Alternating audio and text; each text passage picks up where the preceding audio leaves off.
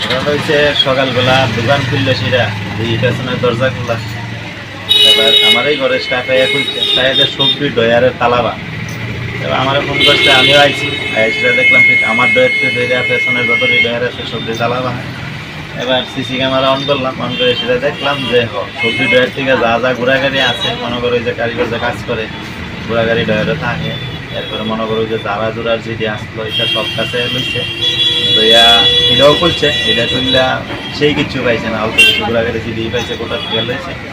লইয়া যাওয়ার সময় এই পেছনে যে আমরা ঘর জারা দিয়ে প্রথম জারা জোড়া দিয়ে যে থালিয়ে দিয়ে ভালো না গাতার গাতার থালিয়ে দিয়ে নিচ্ছে।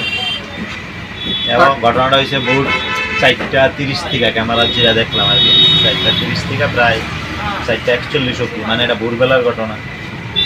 দোকান থেকে থানার দূরত্বটা কতটুকু হবে? 100 মিটার হইতো না। এই তো থানা, এই যে আমার লেফট সাইডেই থানা। থানার সামনে যে সিসি ক্যামেরাগুলো আছে সেগুলো কি সচল আছে না? এটা যদিও জানি না, তবে আমরা পুলিশে তো বিষয়টা জানানো হয়েছে বা পুলিশ আয়েসিরা দেখতেও গেছে বিষয়টির সাথে, বাজার ব্যবসায়ীকেও আইসে টোটাল কত টাকার জিনিস নিয়েছে মনে হচ্ছে? সেরকম জিনিস তো নিতে পারছে না, জিনিস তো লকারে আছে। ধরেন যে আসলো এমন ওই 20-30 হাজার টাকার জিনিস, একটা আইডিয়া। দোকানের নামটা কি? নাম গোলানাথ জুয়েল, মালিকের নাম বিষ্ণু দত্ত।